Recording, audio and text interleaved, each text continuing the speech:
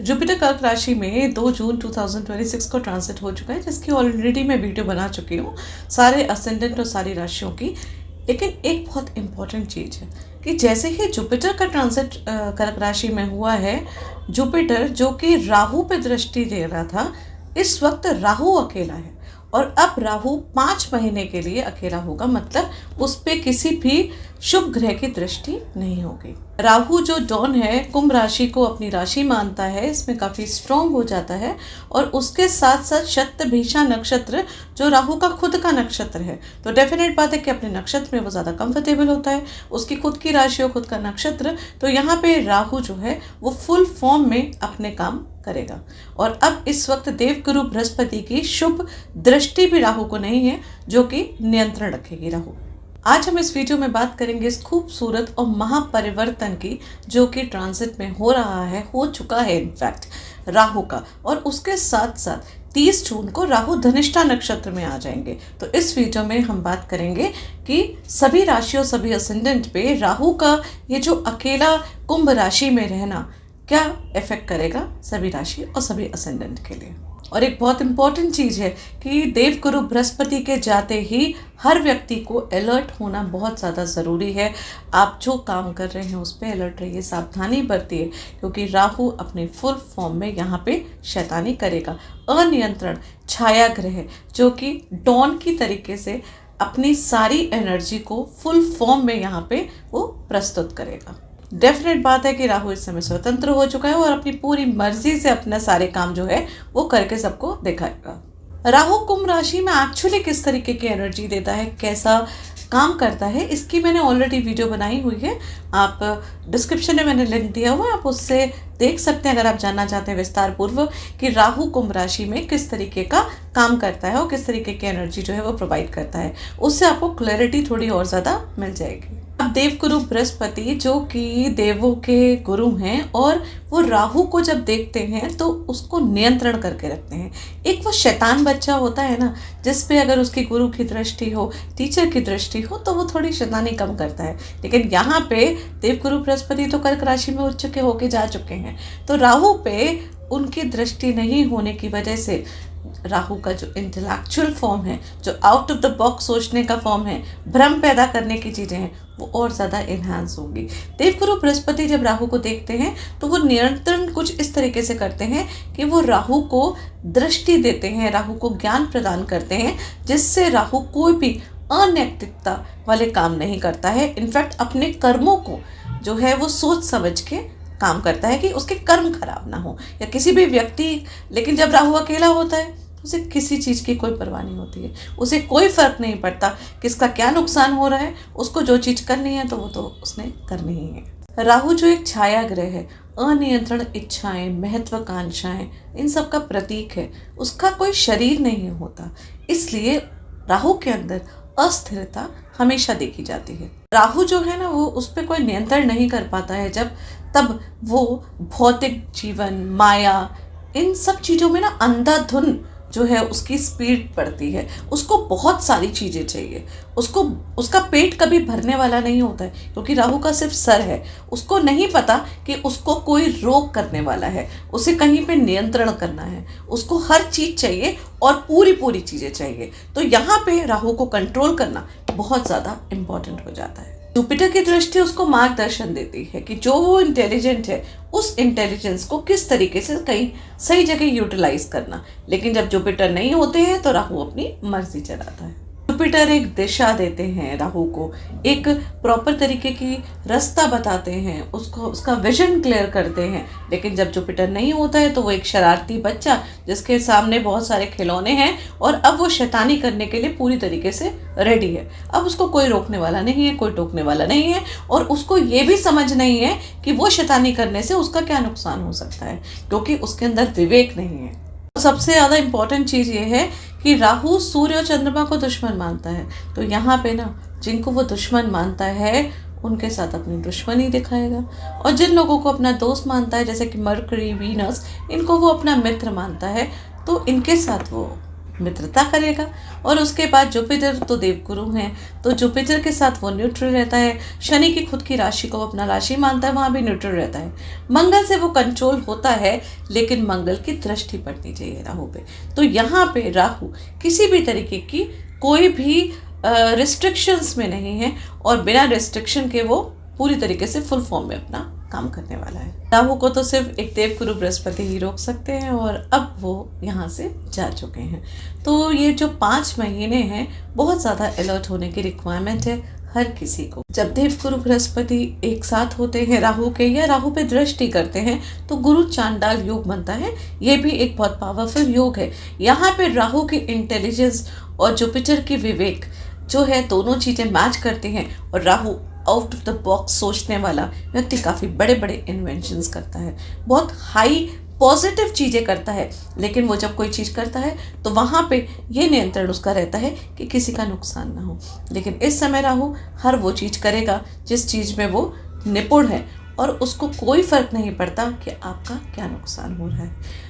ये वो लोग ज़्यादा अच्छी तरीके से समझ सकते हैं जिनका राहु लगन में है, या जिनका राहु धनिष्ठा नक्षत्र में है, शतभिषा नक्षत्र में है, और अगर वो लगन में है तो वो डबल काम करता है। ऐसे लोगों के मन में एक काइंड ऑफ अ भ्रम हमेशा रहता है।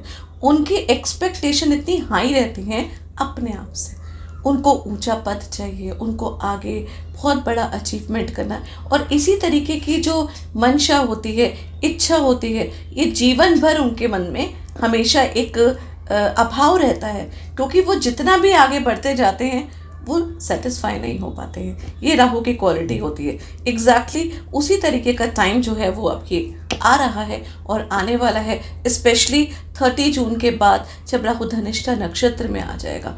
वहाँ पे भी राहु कुछ इसी तरीके की एनर्जी हम सबकी लाइफ में लेकर आ रहा है। राहु जो बड़े बड़े देवताओं की, भगवान की, सबकी आंखों में धूल झोंक सकता है। समुद्र मंथन की कहानी में आपने सुना ही होगा, जब वो अमृत पान करने के लिए देवताओं की श्रेणी में जाके खड़ा हो गया, तो फिर मैं और आप, हम लोग क्या चीज़ हैं। तो राहु से बहुत ज़्यादा संभल के रहने की ज़रूरत है। उस एनर्जी को हमें अपने आप में बहुत ज़्यादा कंट्रोल करने की रिक्वायरमेंट है, स्पेशली कुंभ राशि और कुंभ असेंडेंट वालों के लिए, जिनके लगन में राहु आके बैठा हुआ है। क्योंकि राहु यहाँ पे अकेला आ चुका है लगन में, अंधाधुंध काम करेगा। पॉजिटिव भी होगा, ऐसी बात नहीं है कि वो नेगेटिव होगा, बस आपको थोड़ा सा उसको कंट्रोल करके अपने आप को 10 बार सोच के कोई भी काम करना है। इस चीज़ का आपको ध्यान बहुत ज़्यादा रखने की रिक्वायरमेंट है। अब एक तो राहु देव अकेले हैं, उसके बाद 30 जून को वो आ जाएंगे धनिष्ठा नक्षत्र में। धनिष्ठा नक्षत्र मंगल का नक्षत्र है, और धनिष्ठा का मतलब ही होता है धन ही जिसका इष्ट है। तो राहु को ये लाइन बहुत ज़्यादा सूट करती है।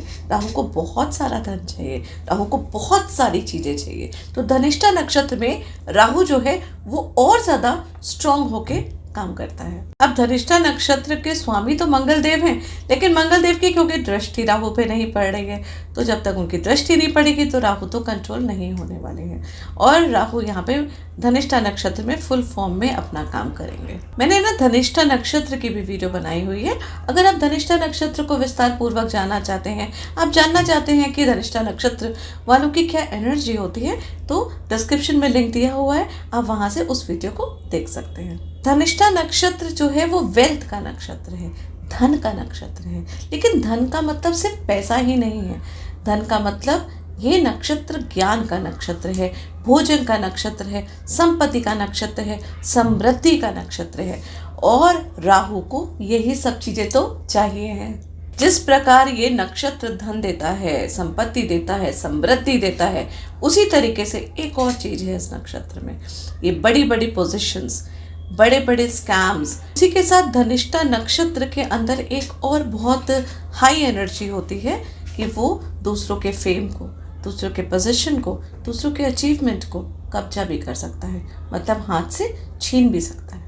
इसी वजह से ये नक्षत्र राहु से काफी रेजोनेट करता है, क्योंकि राहु का भी तो यही काम है। राहु स्वयं दूसरों के इन्फ्लुएंस और लाइमलाइट को अपनी चीज मानता है, और हर वक्त दूसरों की एनर्जी को सक करना और खींचने में तत्पर रहता है, और डेफिनेट बात है किसी के नियंत्रण में रखता नहीं है। तो धनिष्ठा नक्षत्र में जब राहु आएगा तो ये फेम का, अबंडेंस का, एक अलग तरीके की शक्ति रूप जो है वो राहु को यहाँ पे प्रदान होगी। राहु को डेफिनेट बात है, सबसे ज्यादा क्या चाहिए, यही तो चाहिए।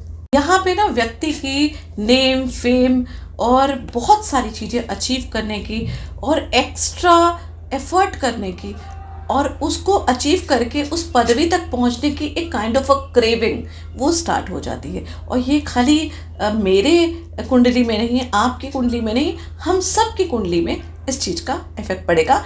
हाँ, जिन लोगों की दशा या अंतर्दशा चल रही हो राहु की, या जिनका खुद का राहु धनिष्ठा नक्षत्र में बैठा है, उनको ज़्यादा इफेक्ट पड़ेगा इस चीज़ का।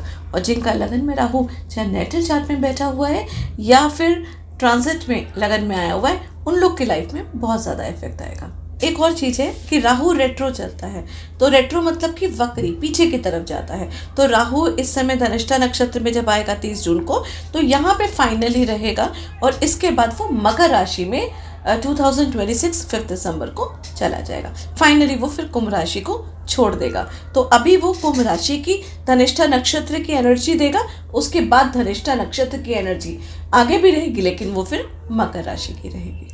यहाँ पे आप देखिएगा कि जो लोग real estate, long term asset और टेंजिबल वेल्थ से जुड़े हुए हैं, उनको बहुत ज़्यादा इफेक्ट जो है वो देखने को अपनी लाइफ में मिलेगा। In fact emotional intelligence, public influence और लाइफ के बड़े बड़े बदलाव में आप देखिएगा, जो आप स्मूथली हैंडल कर रहे थे, आप उसमें देखिएगा कि आपके अंदर एक अलग तरीके का ब्रेवरी आएगी, आपके अंदर एक अलग तरीके की क्षमता आएगी कि हर व्यक्ति के, इंसान के अंदर एक एनर्जी जो है वो बूस्ट होगी जब राहु धनिष्ठा नक्षत्र में आएगा। साथ ही यहाँ बड़े बड़े एक्सपेरिमेंट्स, बड़े बड़े इन्वेंशंस, बड़े बड़े प्रोजेक्ट्स भी होंगे और उनकी भी शक्ति जो है वो काफ़ी ज़्यादा बढ़ेगी। राहु के धनिष्ठा नक्षत्र में जाते ही networking, communication skills, commercial agility और ज़्यादा इन्हांस होगी। मीडिया और एंटरटेनमेंट फील्ड में आप देखिएगा कि जो लोग हैं वो बहुत ज़्यादा नाम कमाएंगे और उनकी लाइफ में एक बहुत भारी पॉजिटिव टर्निंग पॉइंट जो है वो देखने को मिलेगा। दुनिया में इनोवेशंस, होप, नए अवसर और प्रॉफिट ट्रेंड्स जो हैं वो काफ़ी ज़्यादा बढ़ेंगे। स्टॉक मार्केट में भी बहुत ज़्यादा अप्स डाउन्स जो हैं वो इस वक्त देखने को मिलेंगे। पब्लिक अटेंशन, करिश्मा, क्रिएटिविटी, नरिशमेंट, इमोशनल रिदम और धन के आनंद लेने की जो क्षमता है वो हर व्यक्ति की बढ़ जाएगी। मतलब यहाँ पे ना व्यक्ति धन कमाने के पीछे तो भागेगा ही, अचीवमेंट के पीछे तो भागेगा ही, लेकिन वो अपने सुख के पीछे भी ज़्यादा भागेगा, उसका आनंद लेने के पीछे भी ज़्यादा भागेगा जब राहु धनिष्ठा नक्षत्र में आएंगे। यहाँ पे लीडरशिप क्वालिटी बढ़ेगी। आप देखिएगा इस ट्रांजिट में आपको फेम के नए मौके मिलेंगे, वेल्थ अट्रैक्ट करने के भी आपके नए मौके मिलेंगे, नेटवर्किंग, कम्युनिकेशन में ज़्यादा ग्रोथ देखने को मिलेगी। लेकिन एक बात ये भी है कि यहाँ पे ग्रीड, शॉर्टकट, लालच, अनएथिकल गेन्स, इन तरफ भी हर व्यक्ति का झुकाव होगा। इसी को हर व्यक्ति को कंट्रोल करना है, क्योंकि राहु है, उसको एथिक चीज़ों का कोई फर्क नहीं पड़ता, उसके लिए नैतिकता इम्पोर्टेंट नहीं रखती है। वो तो कहता है कि मैं भ्रम पैदा करूँगा, अब तुम अपने कर्मों को ठीक कर सकते हो तो कर लो। ये राहु का छल है, बस उस छलावे से हर व्यक्ति को बचना है। धनिष्ठा नक्षत्र जो है उसके अंदर एक क्वालिटी होती है, वो मटेरियल सक्सेस का एक कॉस्मिक चीट कोड होता है इसके पास। मतलब कि एक खाली कैनवस में भी वो एक प्रॉफिटेबल स्ट्रक्चर को, उसको बदलने की क्षमता रखता है और उसको आगे सेल करने की भी क्षमता रखता है। इसलिए चुनाव सिर्फ आपका होगा। अगर आप नैतिकता से इस एनर्जी को यूज करेंगे तो ये ट्रांजिट लंबी अवधि की सफलता और समृद्धि आपको दे सकता है। लेकिन वहीं अगर राहु के भ्रम में और लालच में आप पड़ जाएंगे, गलत रास्ता चुनेंगे, कार्मिक कंसिक्वेंसेस भी देखने को मिल सकते हैं और फिर आपको बाद में दिक्कत होगी जब राहु ट्रांजिट कर जाएगा मकर राशि में, जो कि कर्मों की राशि है। अब क्रांतिकारी माया जाल बिछाने वाला राहु जब अकेला होगा तो आप सबकी कुंडली में, हर राशि में, हर असेंडेंट में क्या प्रभाव देगा, और ये पूरा टाइम जब तक राहु कुंभ राशि में है तब तक क्या हम लोग की लाइफ में इफेक्ट पड़ेगा।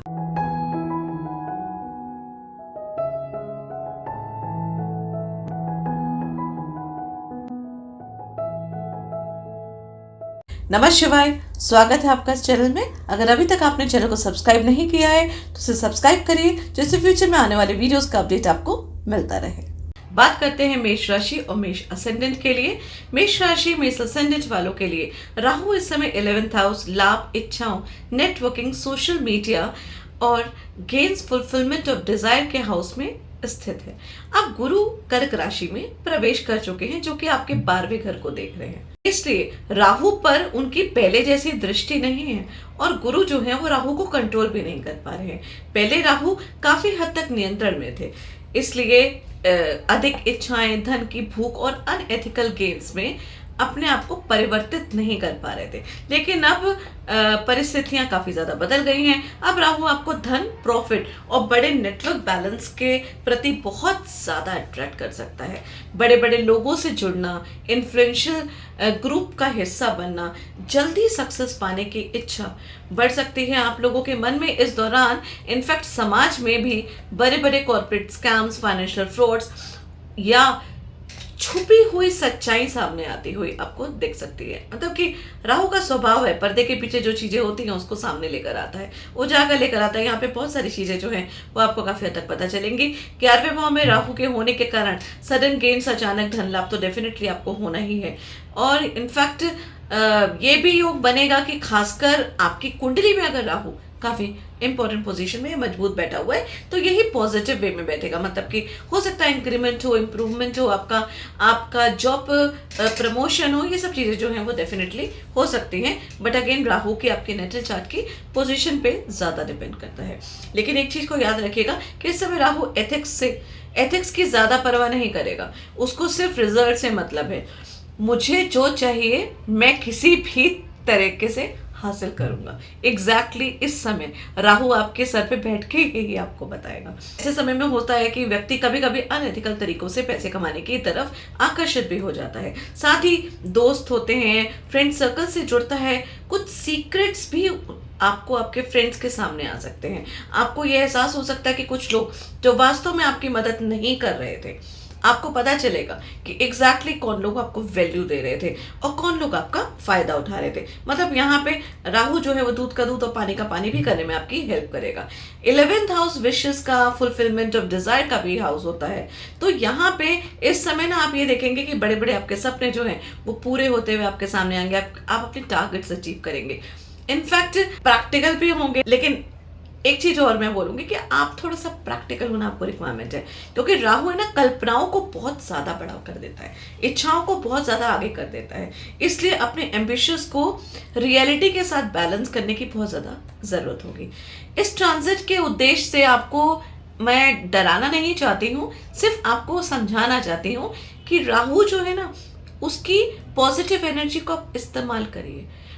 वो कितना पावरफुल है, उस पावरफुल को अपनी बुद्धि से उसको यूज करिए, विवेक से उसकी एनर्जी को अपनी लाइफ में लेकर आइए। अदरवाइज अनएथिकल तरीके से अगर आप कुछ करेंगे तो कर्म आपके खराब होंगे और उसके बाद आपको दिक्कत होगी। और ये सिर्फ एक व्यक्ति के लिए नहीं है, ये पूरे समाज के लिए है, पूरे यूनिवर्स के लिए है, क्योंकि इसका असर हर किसी के लिए होगा। हर व्यक्ति को शॉर्टकट से बचना चाहिए, सिर्फ प्रॉफिट के पीछे अनएथिकल वर्क्स नहीं करनी चाहिए। अपनी बाउंड्रीज को मेंटेन करके रखना बहुत ज़रूरी है, नहीं तो बहुत भारी नुकसान जो है आपको पड़ सकता है। अगर कोई व्यक्ति काफ़ी समय से गलत तरीकों से लाभ कमा रहा है तो आप उसकी देखिएगा कि सच्चाई आपके सामने आएगी। और ये भी हो सकता है, संभव हो सकता है कि आपको कई चीज़ें पता चलेंगी, और इसलिए आप देखिएगा आप अपनी यहाँ पे सोशल इमेज और रेपुटेशन पे भी बहुत ज़्यादा ध्यान रखने की आपको रिक्वायरमेंट है। क्योंकि ना यहाँ पे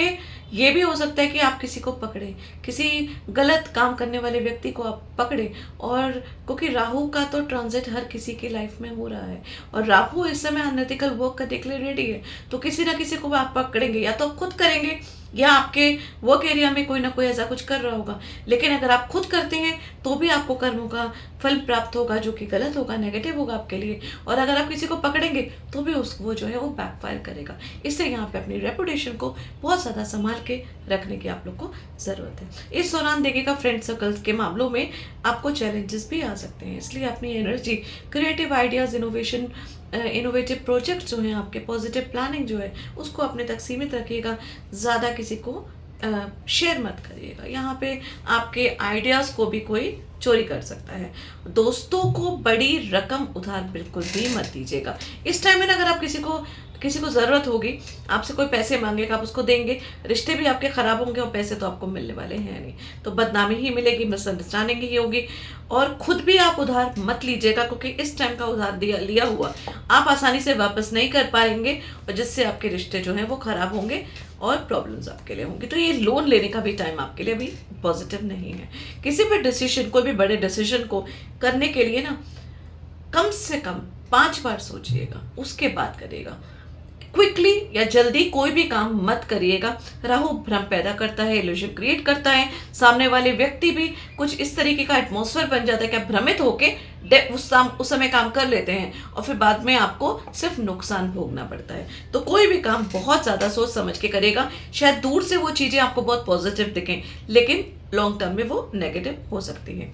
जबकि एक मंत्र है, इसको भी पूरा महीना, मतलब पूरे ये टाइम जब राहु का ट्रांजिट जब तक कुंभ राशि में, इस चीज़ का ध्यान रखेगा। इनफैक्ट धनिष्ठा नक्षत्र में है तब तक ध्यान रखेगा कि मैं जो भी करूँगा उसको कम से कम 5 बार सोचूंगा, उसके बाद आगे निर्णय लूंगा। और इनफैक्ट जब राहु धनिष्ठा नक्षत्र में आएंगे तो सच कहूँ तो इस दौरान आपकी फाइनेंशियल ग्रोथ की जो लिमिट आप अभी तक बनी हुई है ना, राहु उसे तोड़ने के लिए डेफिनेटली तैयार होगा। फाइनेंशियली आपको यहाँ पे बहुत ज़्यादा बेनिफिट होने वाला है। राहु उसको तोड़ेगा, आपको बड़े बड़े अपॉर्चुनिटीज यहाँ पे मिलेंगे, देखिएगा। और पावरफुल इन्फ्लुएंशियल लोगों के आपका कनेक्शन भी बढ़ेगा। इनफैक्ट आपकी जो बाउंड्रीज है ना, उस बाउंड्रीज को तोड़ के बहुत आगे तक निकल जाएंगे। मतलब आपने जो सोचा नहीं होगा, आपको वो अनएक्सपेक्टेड उतना लाभ आपको यहाँ पे मिलने की पूरी संभावना है। कई बार आप खुद को इतने इन्फ्लुएंशियल लोगों के बीच में पाएंगे कि आप समझ ही नहीं पाएंगे कि सिचुएशन को आप किस तरीके से हैंडल करें। आपका नेटवर्क अचानक बहुत ज़्यादा पावरफुल हो सकता है इस टाइम। ये ट्रांजिट है ना, आपको डिजिटल प्रेजेंस और मोनेटाइजेशन करने में भी काफ़ी ज़बरदस्त बेनिफिट देगा। और इनफैक्ट जो लोग सोशल मीडिया में काम करते हैं, ऑनलाइन बिजनेस करते हैं, मार्केटिंग में हैं, सेल्स डिजिटल प्लेटफॉर्म में हैं, उन लोगों के लिए तो ये टाइम बहुत ही ज़्यादा क्या कह सकते हैं, शानदार टाइम हो सकता है। इनकम के लिए, स्पेशली इनकम जनरेट करने के लिए, इनकम बेनिफिट के लिए टाइम उनके लिए बहुत बढ़िया रहेगा। जो लोग बड़े ऑर्गेनाइजेशन, मल्टीनेशनल कंपनी से जुड़े हुए हैं, जैसे गूगल, माइक्रोसॉफ्ट, अमेजन या कि जितने भी आईटी कंपनीज हैं उन सबसे जुड़े हुए, जो आईटी सॉफ्टवेयर वगैरह में काम करते हैं, जितने भी टेक्नोलॉजी फील्ड में जो लोग हैं, कॉर्पोरेट सेटअप में जो लोग काम करते हैं, उन सब के लिए ये पोजीशन, रिकॉग्निशन, प्रमोशन के लिए भी काफ़ी शानदार टाइम है और काफ़ी ज़्यादा आपके लिए आगे ये चीज़ें बढ़ेंगी। आपकी विजिबिलिटी काफ़ी लोगों की तरफ नोटिस होगी, लोग आपसे प्रभावित होंगे और बस आपको क्या करना है, आपको खुद समझ के चीज़ों को लेना है, अपॉर्चुनिटीज़ को ग्रैब करना है। अचानक जो भी चीज़ें होती हैं उसके लिए बहुत सोच समझिएगा, क्योंकि अच्छा आपके पास आपके लिए फेवर होगा धनिष्ठा नक्षत्र में जब राहु आ जाएगा। लेकिन जैसे कि राहु भ्रम भी पैदा करता है, तो इस चीज़ का आपको ध्यान रखिएगा कि जितना भी आगे से आपको ब्राइब या काइंड ऑफ कोई भी ऐसी चीज़ सर्व करी जाए, आपको अपनी हर चीज़ को नैतिकता के साथ करना है। यहाँ पे आप देखिएगा कि जुपिटर आपके भागेश 9th लॉर्ड हैं और इस समय उनकी प्रोटेक्टिव दृष्टि राहु पर नहीं है, क्योंकि पहले तो राहु पे उनकी दृष्टि थी, जैसे कि राहु कंट्रोल में थे और अपनी पावर का मिसयूज नहीं कर पा रहे थे। अब राहु यहाँ पे सिर्फ रिजल्ट के पीछे भागेगा, उसको कोई मतलब नहीं है कि उस रिजल्ट का आगे क्या इम्पैक्ट पड़ेगा। इसलिए आपको अपने दिमाग से खुद सोच बूझ के काम करना होगा। दिसंबर 2026 के एंड तक, दिसंबर 2026 तक, जून से लेकर दिसंबर तक का ये जो टाइम है आपके लिए, ये सबसे बड़ा प्रोफेशनल गोल को रियलिटी में बदलने का है। मतलब जो आपने बड़े बड़े सपने देखे, वो सब सपनों को सच करने का ये आपके लिए टाइम होगा।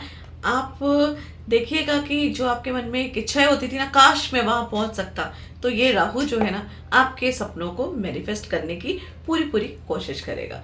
और 11th हाउस को कि फुलफिलमेंट ऑफ डिजायर का होता है, तो आपकी इच्छाएं पूरी होंगी।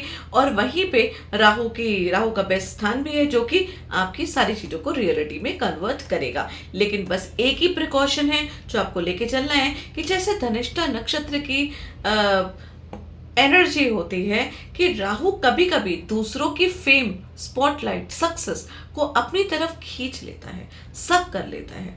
पूरे ट्रांजिट में आपको बस इस चीज का ध्यान रखना है। आपको जो भी काम करना है, अपने एथिक्स को कॉम्प्रोमाइज करके नहीं करना है। किसी के सर के ऊपर पैर रख के आगे बढ़ना नहीं है। शॉर्टकट, मैनिपुलेशन, ऑफिस की पॉलिटिक्स, इन सब चीजों का क्रेडिट लेके अपने लिए बेनिफिट नहीं करना है। तो आप करेंगे तो फ्यूचर में आपको किसी भी तरीके की प्रॉब्लम नहीं होगी। करियर और फेम के लिए डेफिनेट बात है कि गोल्डन टाइम है। यूनिवर्स जैसे कि एक तरीके से समझ लीजिए कि एक किंगडम की चाबी आपको दे रही है कि जाओ और ऐश करो। और अगर आप डेफिनेट बात है कि social media, digital marketing, IT, technology वगैरह में है, सेल्स मार्केटिंग में है, एंटरटेनमेंट इंडस्ट्री में भी है, सोशल सर्विस में भी है, सब चीज़ों को बहुत ज़्यादा बूस्ट मिलने वाला है, सबको बहुत ज़्यादा फायदा होने वाला है। तो एरीज राशि, एरीज असेंडेंट, आप लोग के लिए राहु का ट्रांजिट तो बहुत ही ज़्यादा बेहतरीन होगा। इस समय आपकी पॉपुलैरिटी, आपको वायरल करना, आपकी ऑडियंस ग्रोथ करना, मास रिकॉग्निशन, इन सब चीज़ों का समय हो सकता है। आप देखेंगे कि लोग आपको नोटिस कर रहे हैं। और सबसे बड़ी एक और सजेशन मैं आपको दूंगी कि छोटा सोचना बंद कर दीजिए इस समय ना इतना पॉजिटिव टाइम है, बड़ा सोचिए। जो बड़ा सोचेंगे राहु उसको मैनिफेस्ट कर देगा, लेकिन नैतिकता के साथ। अपने ऊपर पूरा विश्वास करिए, आप बहुत ज़्यादा कर सकते हैं, शायद उतना ज़्यादा कर सकते हैं जितना आपने कभी सपने में सोचा था, लेकिन आपकी अंदर से हिम्मत नहीं पड़ पा रही है। वो राहु यहाँ पे आपकी मदद करेगा, लेकिन आपको बस राहु की एनर्जी को, पावर एनर्जी को यूटिलाइज करना है, नेगेटिव एनर्जी को कंट्रोल करके रखना है। और अगर देखा जाए तो एक फिनिक्स की एनर्जी जो है वो राहु आपको यहाँ पे देंगे। आपका नाम, फेम, गोल्स, जो नेटवर्क है, प्रोफेशनल ग्रोथ है, वो सब चीज़ें बहुत काफ़ी तेज़ी से बढ़ेंगी। और सबसे खास बात है कि जब तक राहु धनिष्ठा नक्षत्र में रहेंगे, वो अभी भी कुंभ राशि में और उसके बाद मकर राशि में भी, तो वो ये जो आपका ऊपर जाने का मतलब कि पॉजिटिव होने का, ग्रोथ का जो प्रोसेस है, ये रुकने वाला तो है नहीं। थोड़ा सा धीरे हो सकता है जब वो मकर राशि में आएगा, लेकिन उसके बाद भी मोमेंटम ग्रोथ देने वाला है, आगे बढ़ने वाला है, ये स्पीड बहुत ज़्यादा पकड़ लेगा। तो बस मासिव ग्रोथ आपको मिलेगा, गेन्स मिलेगा, नेटवर्किंग आपकी बहुत स्ट्रांग होंगी। बस बड़े बड़े गोल्स को मैनिफेस्ट करिए, अनएथिकल चीज़ों को छोड़िए और लाइफ में सक्सेस को एंजॉय करिए। तो ये रहा मेष राशि और मेष असेंडेंट वालों के लिए राहु के नक्षत्र परिवर्तन है, उसका क्या इफेक्ट पड़ेगा। रेमेडीज के लिए मैं यही बोलूंगी कि राहु का बीज मंत्र करिए। डिस्क्रिप्शन में मैंने लिंक दिया हुआ है, आप यहाँ से भी बीज मंत्र को सुन सकते हैं। उसके साथ दुर्गा सप्तशी का पाठ करिए, या दुर्गा सप्तशी का 700 बीज मंत्र है, उसका रोज उच्चारण करिए। उम्मीद करती हूँ कि वीडियो आपको पसंद आई होगी। जुड़े रहिए इस चैनल से। धन्यवाद।